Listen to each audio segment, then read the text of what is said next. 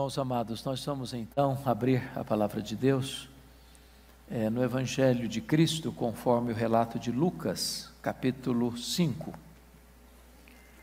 Lucas, capítulo 5.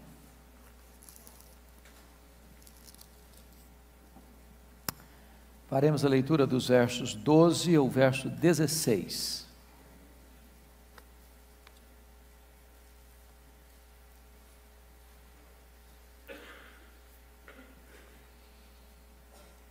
A cura de um leproso.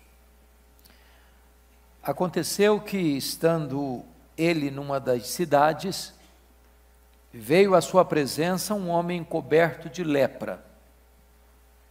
Ao ver a Jesus, prostrando-se com o rosto em terra, suplicou-lhe: Senhor, se quiseres, podes purificar-me. E ele, estendendo a mão, tocou-lhe, dizendo: Quero, fica limpo. E no mesmo instante lhe desapareceu a lepra. Ordenou-lhe Jesus que a ninguém o dissesse, mas vai, disse, mostra-te ao sacerdote e oferece, pela tua purificação, o sacrifício que Moisés determinou para servir de testemunho ao povo. Porém, o que se dizia a seu respeito cada vez se divulgava mais, e grandes multidões afluíam para o ouvirem e serem curadas de suas enfermidades. Ele, porém, se retirava para lugares solitários e orava. Eu quero pensar um pouco com vocês hoje, meus irmãos, sobre o tema O Senhor das causas perdidas. Esse texto que acabamos de ler está registrado também por Mateus, no capítulo 8, e também por Marcos, capítulo 1. É Mateus que nos informa que esse episódio, a cura desse leproso, aconteceu imediatamente depois que Jesus desce do monte onde ele ensinou, pregou o chamado Sermão do Monte. Ali ele demonstrou autoridade para ensinar. E ao descer do monte, ele demonstrou autoridade para curar. Porque Jesus ensina e faz. Ele tem poder para ensinar e ele tem poder para fazer. O que eu chamo a sua atenção é que a causa que está diante de Jesus é uma causa perdida. E eu gostaria hoje de tratar desta matéria com você, olhando 6 aspectos desse texto. 6 aspectos. Primeiro ponto que eu quero chamar a sua atenção é o doente. Confira comigo, por favor, o versículo 12. Você pode ler comigo o verso 12, por favor, toda a igreja? Aconteceu que, estando ele numa das cidades, veio à sua presença um homem coberto de lepra. Ao ver a Jesus, prostrando-se com o rosto em terra, suplicou-lhe: Senhor, se quiseres, podes purificar. É muito importante perceber uma coisa. Lucas, que era médico, ao descrever este doente e ao tratar do diagnóstico da doença, é o evangelista mais preciso, porque somente Lucas nos dá essa informação que está escrito: um homem coberto de lepra. Se ele está coberto de lepra, significa que esse homem tem o seu corpo devastado pela lepra, que esse homem está tomado pela lepra, que a doença já está no seu estágio mais avançado, que esse homem já é uma carcaça humana, que esse homem já é uma chaga aberta, mal cheirosa. Portanto, este homem está numa situação como que no corredor da morte. Ele está apodrecendo vivo.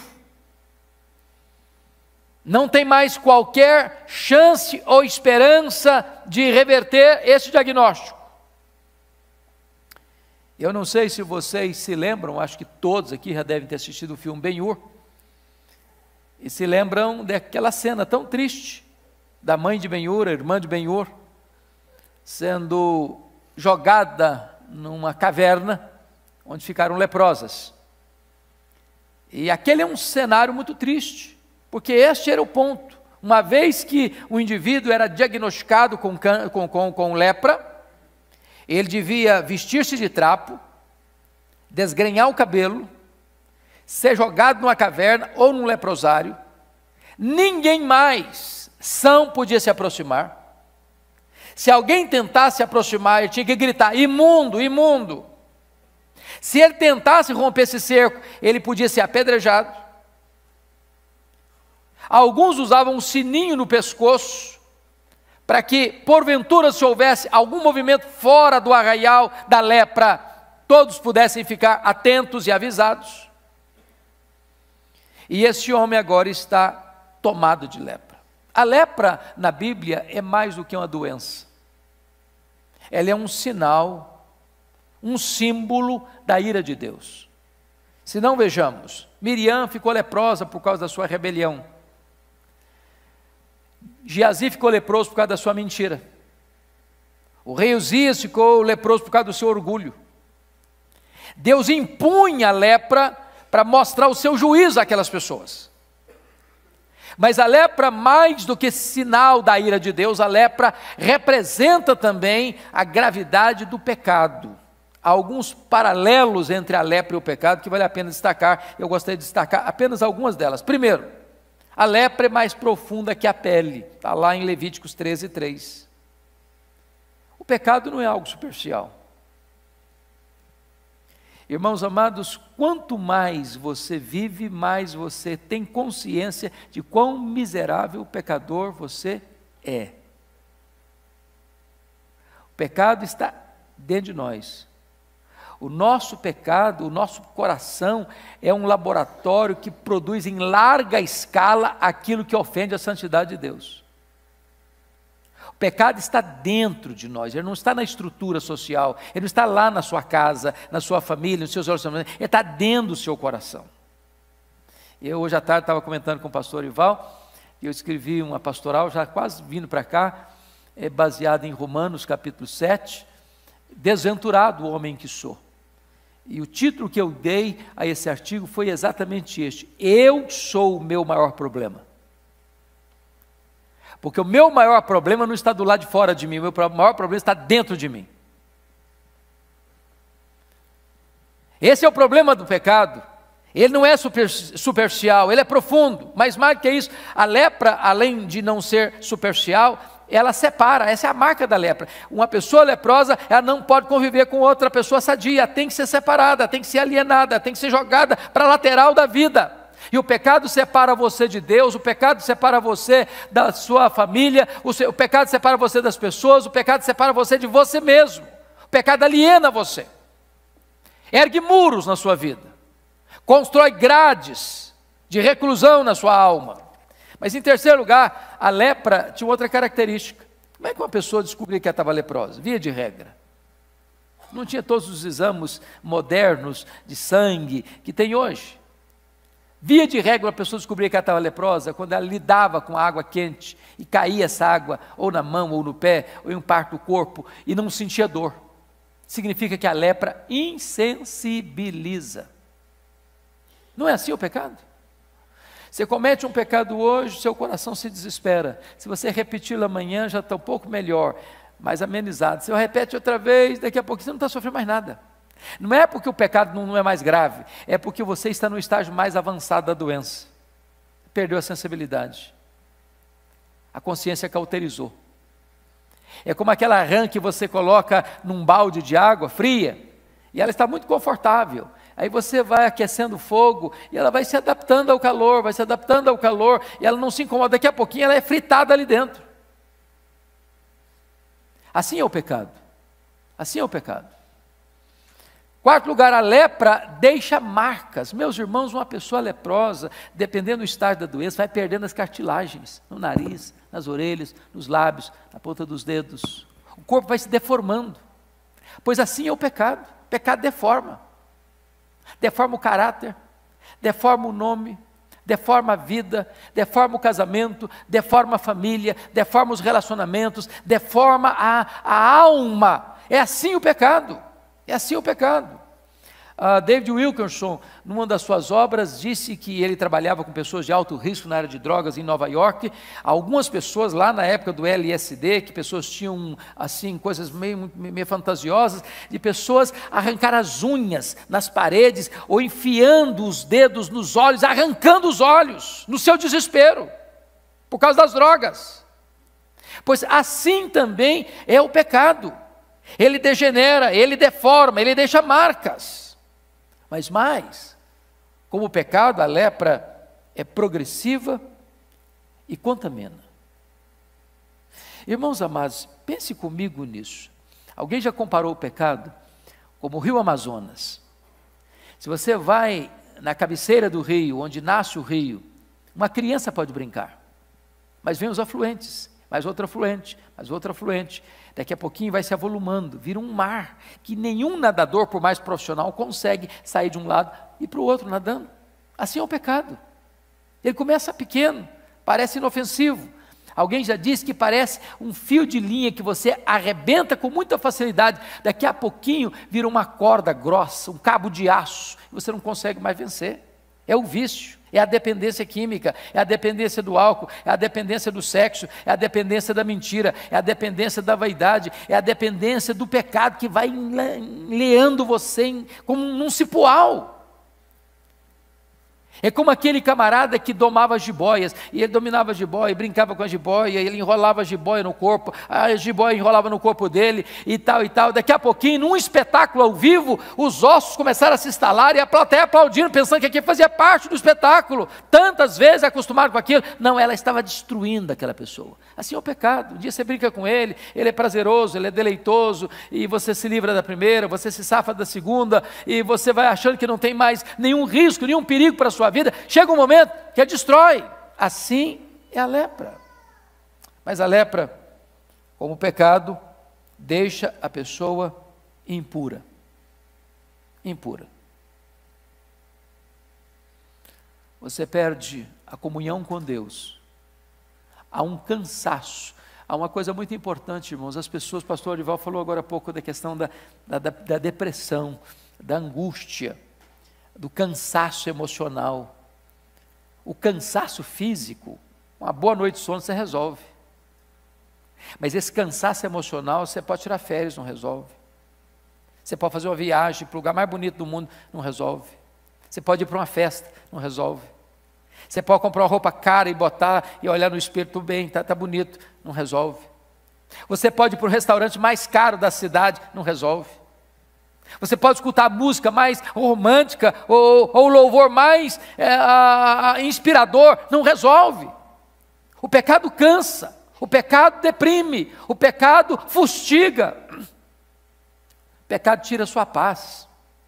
É assim também com a lepra. Mas finalmente, irmãos, para a gente perceber a gravidade do problema, a lepra mata.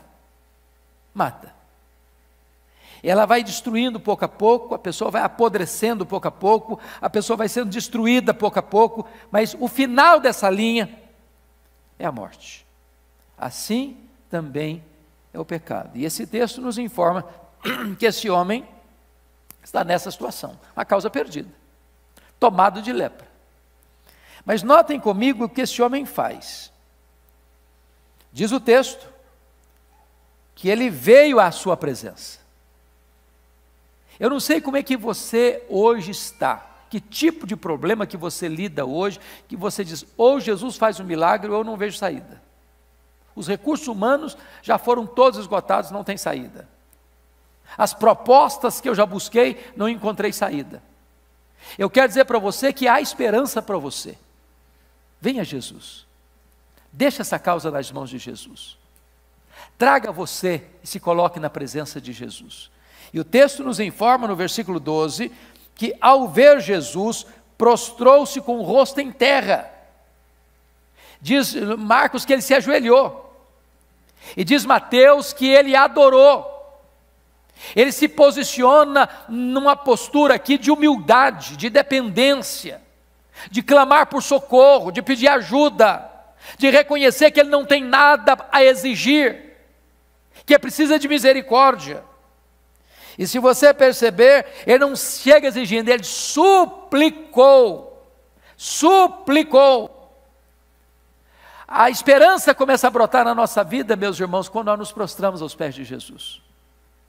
A esperança começa a vir quando você recorre a Jesus, quando você deixa a sua causa impossível nas mãos de Jesus. E notem vocês que ele estabelece algo maravilhoso. Primeiro, ele reconhece a soberania de Jesus. Se tu quiseres. Eu não imponho a minha agenda para Jesus. Eu preciso depender da vontade dele. Ele é quem manda, ele é soberano, ele tem o poder, ele tem a autoridade, ele tem as rédeas, ele tem a solução, ele tem o remédio, ele tem a cura, ele tem o perdão, ele tem a salvação, ele tem a libertação, tudo está na mão dele, e você precisa chegar a ele nessa dependência, reconhecendo que ele é Deus, e ele é o único que pode trazer uma saída para a sua vida. Agora notem vocês, que ao reconhecer a soberania de Jesus, ele pede algo sublime: Senhor, se quiseres, podes purificar-me. Ele sabe que Jesus não só é soberano, mas que Jesus pode. E se Jesus quer, ele pode. Hoje eu espero que você não tenha a mínima dúvida disso. Qual é a causa que você diz? Não tem jeito não. Tem 30 anos que eu oro pela conversão desse fulano, dessa fulana, até hoje está incrédulo. Pois Jesus pode. Mas a medicina já deu o diagnóstico, não tem cura, pois Jesus pode. Mas o meu casamento só sobrou mágoa, mas Jesus pode. Mas o meu filho, a minha filha, se afastou de tal maneira de Deus, que eu não vejo mais esperança, pois Jesus pode. Mas aquela pessoa é cética demais, ela blasfema, ela zomba, ela escarnece, mas Jesus pode. Se tu quiseres, tu podes purificar-me. Esse é o quadro desse doente. Ele tem um problema insolúvel, mas ele busca a pessoa certa. Ele vai com a atitude certa. Ele reconhece que esse a quem ele busca é soberano. E ele sabe que ele tem poder, todo o poder. E ele se submete ao escrutínio e à vontade daquele a quem ele recorre. Esse é o primeiro ponto, o doente. Mas vamos ver o segundo ponto desse texto, que é o médico. É o médico. Olha comigo aí, por favor. O versículo 13, e ele estendendo a mão, tocou-lhe, dizendo, quero, fica limpo, e no mesmo instante lhe desapareceu a lepra. Então vamos entender algumas coisas, porque Marcos nos ajuda, contribuindo com essa informação, com um fato que não tem aqui, nem em Mateus. Jesus profundamente compadecido dele. Então, o paciente, o doente, reconhece que o médico tem todo o poder. Que embora o diagnóstico não tem cura, para esse médico tem cura. Mas o texto nos informa, de uma maneira tão linda, que a primeira coisa que Jesus Cristo fez foi se compadecer dele. Profundamente. Então, eu quero dizer para você que a sua causa não é indiferente aos olhos de Jesus. Que o problema que você enfrenta, Jesus sabe qual é. Que as lágrimas que você verte, Jesus está vendo. Que a dor que pulsa e lateja no seu peito, Jesus está vendo. Que Ele se importa com você, que Ele não é indiferente a você, que Ele não está longe de você. Ele se compadece profundamente. Mas está escrito ainda que Jesus não só se compadece, porque é possível me compadecer, irmãos. Você passa pelas ruas de São Paulo, de vez em quando, eu estava chegando há poucos dias, e na calçada vi um cidadão todo machucado, ferido, e ele botou uma cobertazinha em cima da cabeça, e eu vi o momento que ele injetou a droga nas veias. Há muitas pessoas assim, machucadas, quebradas, desesperadas, arruinadas, e você sente compaixão por elas, mas você não tem poder de resolver o problema delas. Mas Jesus não tem só compaixão, está escrito aqui que Jesus, compadecido, tocou-lhe, mas nunca ninguém tinha tocado um leproso, porque quando alguém toca um leproso, ele fica contaminado, ele fica impuro. Aquela lepra pode passar do doente para o médico que está tocando no doente. Mas a maravilha de Jesus é que ele, sendo puro, toca o impuro e não fica impuro, mas passa a pureza para aquele que é impuro, para que o impuro fique puro. Louvado seja Deus. Ele é um médico que hoje pode tocar a sua vida. Hoje pode quebrar aquelas algemas invisíveis que estão oprimindo a sua vida, aquele hábito que você tem que tantas vezes oprime você, ou aquele vício que você tem que vai estar como uma corrente e escravizando você, ou aquela situação que você vive lá dentro da sua casa que você não vê mais saída, pois Jesus pode tocar você nessa noite. Pode tocar você nessa noite. E Jesus não só toca este homem, mas Jesus Cristo disse para ele o seguinte: quero, se tu quiseres, Jesus diz, eu quero. Então quer dizer para você que Jesus tem interesse e pressa em trazer solução para os dramas que afligem a sua vida nesta noite. Quero. E aquilo que é impossível para os homens, ele diz, quero, fica limpo. Somente ele pode dar esse diagnóstico. Porque hoje eu não estou tratando com você dessa lepra da carne, eu estou tratando hoje com você de uma doença muito mais grave, muito mais profunda, de consequências muito mais demoradas, eternas inclusive, do que a doença física. E só Jesus pode dizer assim, fica limpo, fica perdoado, fica liberto, fica restaurado. Ele tira a mancha, ele tira a mácula, ele tira o pecado, ele limpa com seu sangue, ele purifica você, tornando você mais alvo do que a neve. Esse é o nosso glorioso médico. Ele traz cura, e a cura dele é imediata, a cura dele é pública, a cura dele é completa. É completa. Então vamos ver o terceiro ponto desse texto aí, que é exatamente isso que nós estamos mencionando. Primeiro nós vimos sobre o doente, depois nós vimos sobre o médico, vamos ver agora em terceiro lugar sobre a cura. Olha o versículo de número 12, versículo de número 13, aliás, parte B. Jesus diz, quero, fica limpo, e no mesmo instante lhe desapareceu a lepra. Se esse homem estava coberto de lepra, tomado de lepra, o que você conclui? Você conclui que já era uma pessoa deformada fisicamente, que já tinha perdido as cartilagens, não tinha orelha direito, não tinha nariz direito, seus lábios tinham sido tomados, talvez os dentes tinham caído, os seus dedos já estavam todos rumbudos, não tinha mais unhas, deformado, os dedos dos pés apodrecidos. Jesus não só cura o que está doente, refaz o que não tem mais.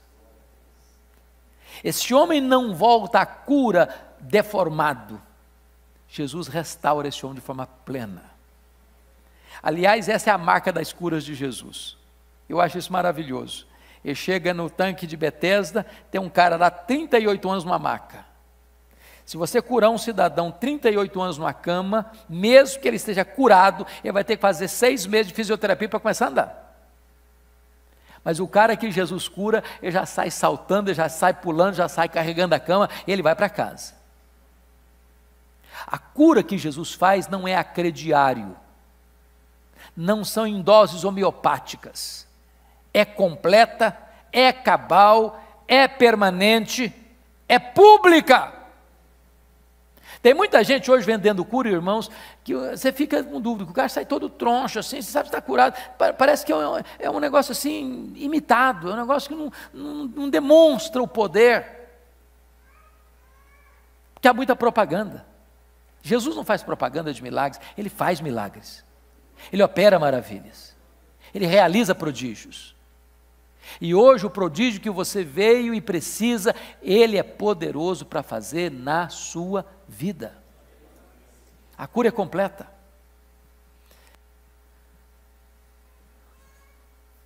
Eu não sei como é que está a sua vida com Deus, mas não é o fato de você pertencer a uma igreja, ou vir de uma família cristã, ou vir aqui no Conexão às segundas-feiras, que você possa dizer, bom, eu estou salvo. E a pergunta que eu vou lhe fazer hoje é essa: você está salvo? Seus pecados já foram perdoados? Você tem plena convicção de que o seu nome está escrito no livro da vida? Você tem a garantia que o Espírito Santo habita em você? Você tem a segurança de que você tem o selo do Espírito Santo no seu coração? Você tem a certeza que o seu nome está na mão daquele que morreu por você e verteu o seu sangue por você? Você tem esta convicção de que Ele é o Senhor da sua vida? Porque hoje Jesus está aqui para fazer esta obra maior na sua história. Não basta ser um religioso, não basta ser evangélico, não basta ser protestante, não basta ser um arminiano ou um calvinista, não basta ser seguidor desta ou daquela ala teológica. A grande pergunta é: seus pecados já foram cancelados? Hoje Jesus está aqui para limpar você, para perdoar você, para transformar você, para fazer esse milagre da conversão na sua vida e na sua história. Ele é o médico, o grande médico. Mas vamos ver, em quarto lugar, o testemunho. Olha comigo, por gentileza, o versículo 14. Você pode ler comigo 14? Ordenou-lhe Jesus que a ninguém o dissesse, mas vai, disse, mostra-te ao sacerdote e oferece pela tua purificação o sacrifício que Moisés determinou para servir de testemunho ao povo. Então preste bem atenção em duas coisas aqui. Primeiro, Jesus dá uma ordem para esse indivíduo, e Marcos é mais enfático ainda. Se você observar Marcos capítulo 1, a fala de Jesus lá com ele foi uma fala muito forte nesse sentido, porque está escrito assim, no versículo de número 43, fazendo-lhe então veemente advertência. Não foi um pedido, é uma veemente advertência. E qual advertência? Ordenou-lhe Jesus que a ninguém o dissesse. Aí você pode perguntar assim, bom, não estou entendendo Jesus, como é que ele faz um milagre desse e pede para não contar? Pede não, manda para não contar para ninguém. Quando você recebe uma bênção, você quer fazer o quê? Contar. Mas por que Jesus está dizendo para não contar? Por duas razões. Se você está entendendo, as pressões sobre o ministério de Jesus estão crescendo. As oposições ao ministério de Jesus estão crescendo. E Jesus não estava querendo antecipar uma agenda de confronto e de tensão, seja com os fariseus, com os escribas, com os herodianos, com as forças políticas de Israel, porque ele sabia exatamente o tempo onde esse confronto haveria de acontecer. Antecipá-lo não era a sua agenda. Segundo motivo, Jesus não queria que as multidões olhassem para ele apenas como um operador de milagres. Ele chegou a dizer isso, lá em João 6, que a multidão o seguia porque havia provado do pão. E ainda hoje, meus irmãos, há muitas pessoas que recorrem a Jesus, correm para Jesus, mas não é que elas estão interessadas em perdão, não é que elas estão interessadas em salvação, não é que elas estão interessadas em uma vida e um relacionamento com Deus, elas estão interessadas numa panaceia, elas estão interessadas apenas no alívio imediato de alguns problemas terrenos e temporais. Elas não querem Deus, elas querem alívio para as suas dores, do aqui e do agora. E Jesus nunca favoreceu esse tipo de agenda de ajuntar ao redor de si os curiosos que queriam ver sinais e maravilhas. Ele veio para salvar. Então ele diz, não conte nada para ninguém. Mas, depois dessa ordem, tinha uma outra ordem. Qual é a segunda ordem que Jesus disse? Vai, mostra-te ao sacerdote e oferece pela tua purificação o sacrifício que Moisés determinou para servir de testemunho ao povo. O que Jesus quis dizer aqui? O que Jesus está dizendo aqui, amados irmãos, é que o milagre já estava pleno, mas somente a autoridade sanitária, que era o sacerdote que dava o diagnóstico de lepra, poderia reconhecer esse indivíduo como de fato curado, liberando-o para retornar ao convívio da sua família, retornar à sua sinagoga e retornar ao convívio social. Quando Jesus dá essa ordem para esse homem, Jesus está protegendo esse homem, porque imagine você, esse cidadão que estava lá no leprosário, todo mundo conhecia, vamos imaginar que era o Sr. José está lá no leprosário, todo mundo sabe que ele está num estado pior, ele está num estágio mais avançado da doença, ele está para morrer hoje, morre amanhã, e de repente o Sr. José aparece, andando no meio da rua, todo bonitinho, com a roupa bonita, e todo mundo correria dele, nem a família dele o receberia. Ah, mas eu fui curado. Não, cadê o atestado de cura? Quando Jesus manda esse indivíduo para o sacerdote, é que Jesus está dizendo algumas coisas. Primeiro, as curas que ele opera são verificáveis. Há uma experiência subjetiva? Há uma experiência que só você sabe? Há. Mas há uma transformação que todo mundo enxerga e vê. O que Jesus faz na sua vida, a sua família precisa ver, seus vizinhos precisam ver, seus colegas de trabalho precisam enxergar, seus amigos de faculdade precisam enxergar, todo mundo que está ao seu redor precisa notar, esse cidadão era uma coisa ontem, agora é outra coisa hoje, ele estava perdido e foi achado, ele estava morto e reviveu, ele estava doente e está curado, ele vivia no pecado, agora quer viver em santidade. Há uma mudança, há uma transformação. Então,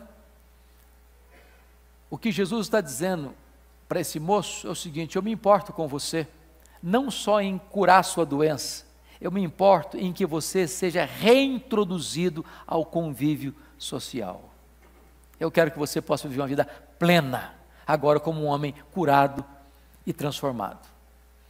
Esse é o ponto que nós estamos chamando aqui de testemunho. Mas vamos ver o penúltimo aspecto desse texto, que é o impacto. Olha comigo, versículo 15. Vamos ler juntos o 15? Porém, o que se dizia a seu respeito, cada vez mais se divulgava, e grandes multidões afluíam para o ouvirem e serem curadas de suas enfermidades. Mas vamos dar uma olhadinha, por gentileza? Vamos dar uma olhadinha, por gentileza, nos textos paralelos? Para que você possa, nos textos paralelos não, porque nesse quesito Mateus não entra nele, mas Marcos é mais claro do que Lucas. Vá lá para Marcos capítulo 1, por favor, só um pouquinho, depois você volta para Lucas. Vamos lá, Marcos capítulo 1, olha por gentileza, o que está escrito no verso 45, porque no texto de Lucas, não fica claro quem é que espalhou a notícia. No texto de Lucas 5,15 está escrito, porém o que se dizia a seu respeito, mas se dizia, a partir de quem que se dizia a seu respeito? Quem é que divulgou isso? Lucas não trabalha bem isso, mas Marcos sim. Olha o texto de Marcos então, vamos lá. Marcos 1,45, você pode ler comigo? Mas, tendo ele saído, entrou a propalar muitas coisas e a divulgar a notícia, a ponto de não mais poder Jesus entrar publicamente em qualquer cidade, mas permanecia fora, em lugares ermos, e de toda parte vinham ter com ele. O que é que você está notando aqui? O texto de Marcos diz que Jesus deu para ele uma veemente advertência. O que é veemente advertência, hein, gente? Conta não, tá? Isso é veemente advertência? Não, isso não é veemente advertência. Você não vai contar para ninguém, está entendido? Presta atenção, não é para falar. Isso é veemente advertência. Mas o cara sai dali, ele não se contém. Ele sai, é boca só tem boca.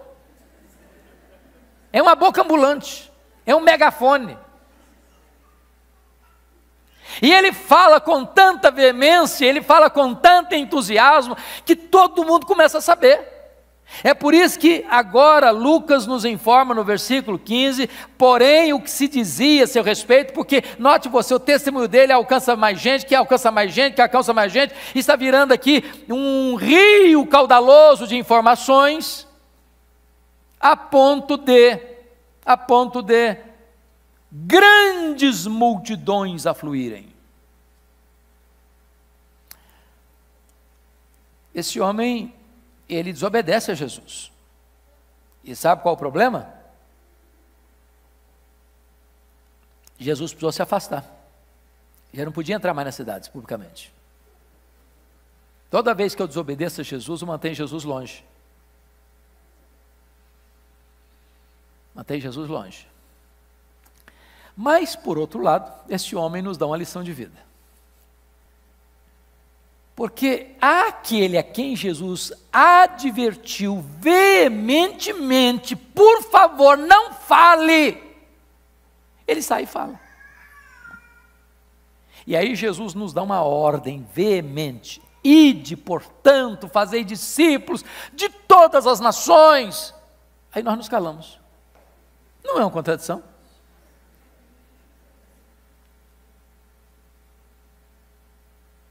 Jesus manda o cara ficar calado, ele fala. Jesus manda o cara falar, ele se cala. A desobediência desse homem desmascara a nossa desobediência, porque a nossa é pior que a dele. Ele fala porque ele recebeu algo tão grande que ele não pode ficar calado. E nós, a despeito, temos recebido algo tão grande, calamos-nos covardemente. Mas eu quero deixar o último ponto. Eu disse para vocês que nós trabalhamos nesta noite 6 pontos nesse texto. Primeiro, o doente. Segundo, o médico. Terceiro, a cura. Quarto, testemunho. Quinto, o impacto. Último lugar, sexto lugar, o retiro. Versículo de número 16. Olha comigo, pode ler comigo? 16. Ele, porém, se retirava para lugares solitários e orava. Amados irmãos, o ministério de Jesus, a agenda de Jesus nos choca demais. Porque Jesus era um pregador. E quando um pregador vê que multidões estão vindo, via de regra ele não foge. Não é verdade? O pregador gosta de falar para muita gente. É óbvio. Né? Se tivesse o dobro de gente aqui, seria melhor. Se tivesse o triplo, melhor ainda. E é por isso que o pastor Ivaldo está falando todo dia: vamos ampliar o espaço, vamos arrumar um lugar maior para ter mais gente.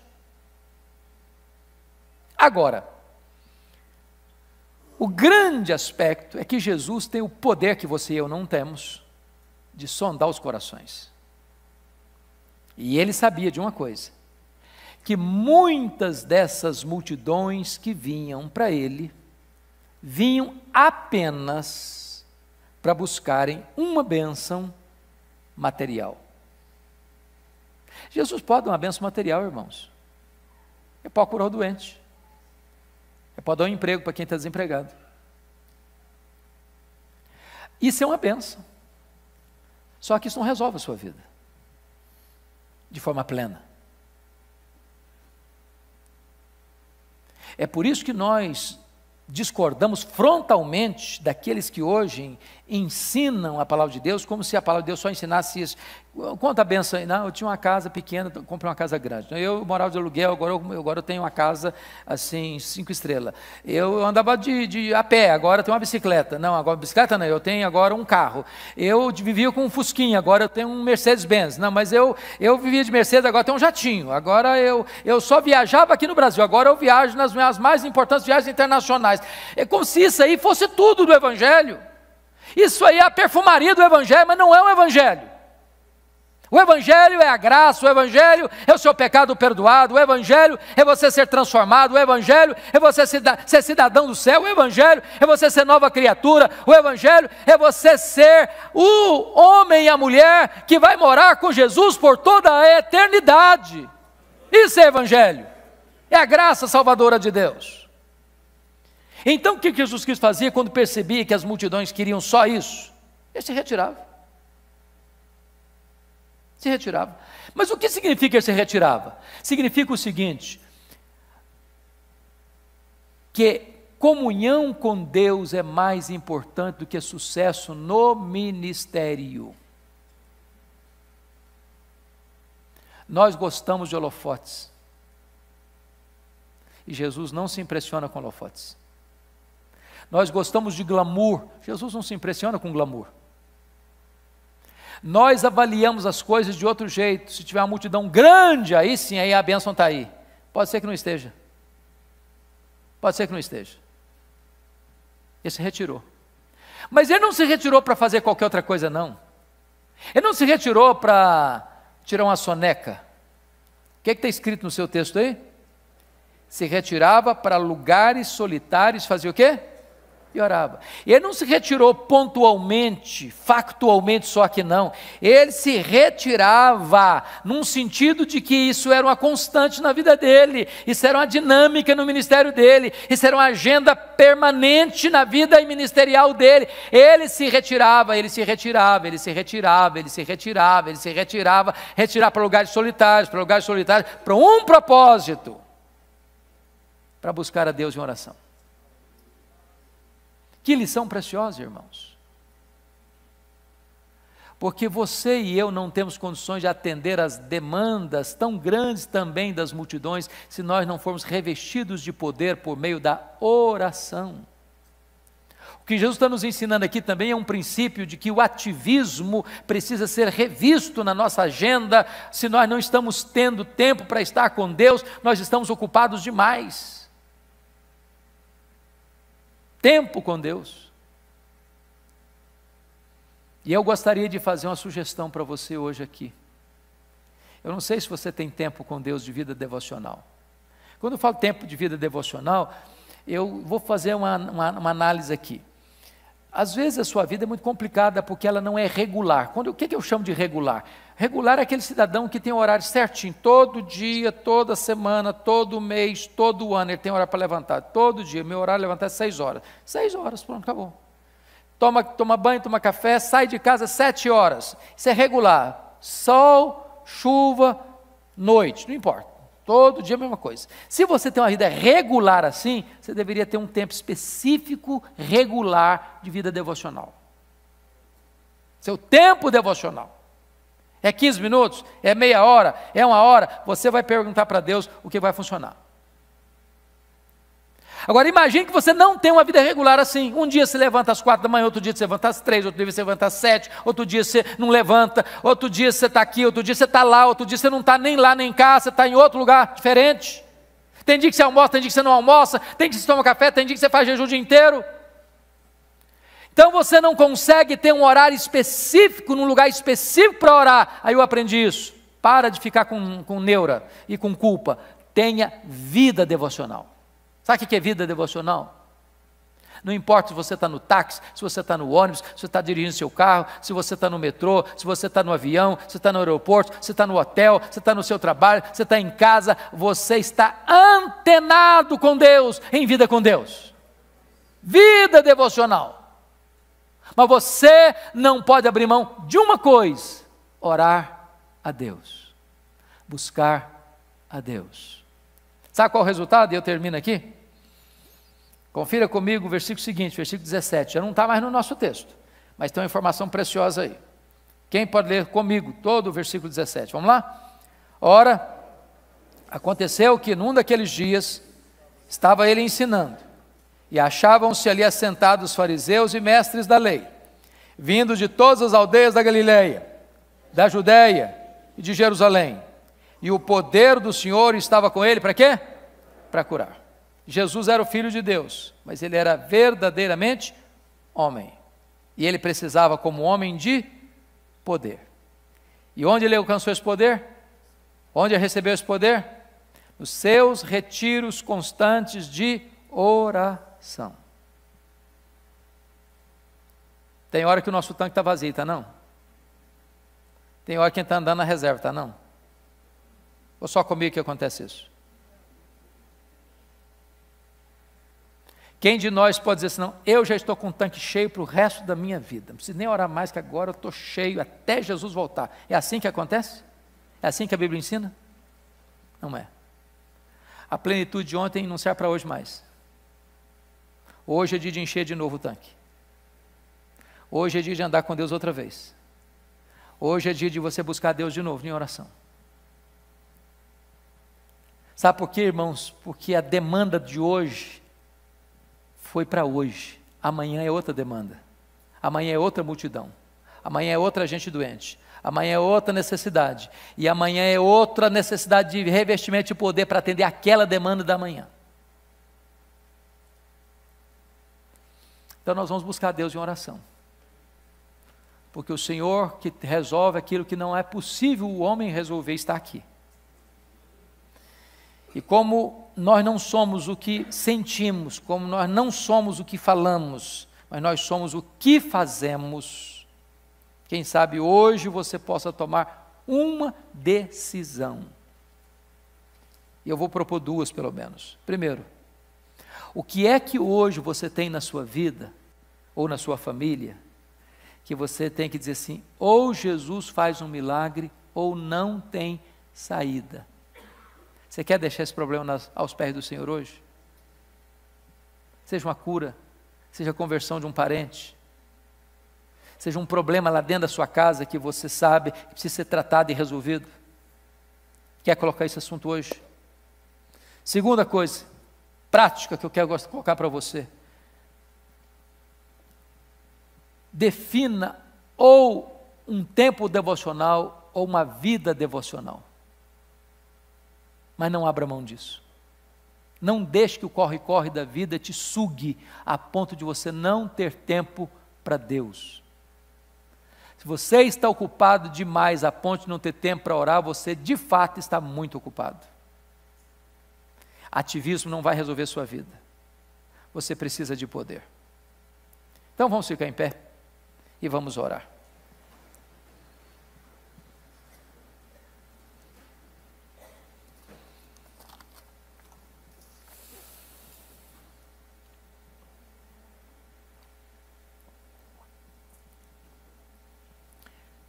Senhor Deus, nós estamos na Tua presença, com as nossas carências, com as nossas necessidades, com as nossas lutas, com os nossos dramas, com as nossas chagas expostas, com as nossas doenças do corpo e da alma. E nós não temos forças, ó Deus, nós não temos poder. Nós não temos a solução. Nós só temos uma coisa. É prostrarmos aos Teus pés e clamar por Tua misericórdia. E aqui estamos nós, necessitados e carentes aos pés do Teu Filho Jesus, dizendo, Senhor, se Tu quiseres, Tu podes purificar-me. Se Tu quiseres, Tu podes curar. Se Tu quiseres, Tu podes agora mesmo romper o poder do vício, o poder do pecado, aquelas mazelas que nos afligem, aqueles verdugos da consciência que atormentam. Em nome de Jesus, Deus, traz resposta para o coração aflito e necessitado nesta noite. Manifesta o Teu poder, solta as ligaduras, quebra as algemas, manifesta o Teu poder salvador, libertador, restaurador nesta noite. Em nome de Jesus, ensina-nos a orar. Não permita que sejamos iludidos com o glamour das multidões. Meu Deus, dá-nos a bênção de conhecermos a Tua intimidade, de nos deleitarmos em Ti mais do que no sucesso da obra. Queremos que Tu sejas o primeiro, porque se Tu não fores o primeiro, outro lugar Tu não desejas na nossa vida. Ah, meu Deus, ajuda-nos a andar na Tua presença, porque o mundo está tão necessitado, as demandas são tão grandes, e nós não temos poder, Senhor. Às vezes somos como aqueles discípulos ao sopé do monte da transfiguração, os oprimidos estão aí e nós não estamos revestidos de poder para socorrê-los. Tem misericórdia de nós, tem misericórdia de nós e reveste-nos com o poder do Espírito Santo. Abençoa o teu povo, que ao voltar para casa o teu povo volte na plenitude da tua graça, revestido com o poder do teu Espírito. Que nós tenhamos a plena certeza nesta noite, de que Tu és o Senhor das causas perdidas, o Senhor da nossa vida e da nossa história.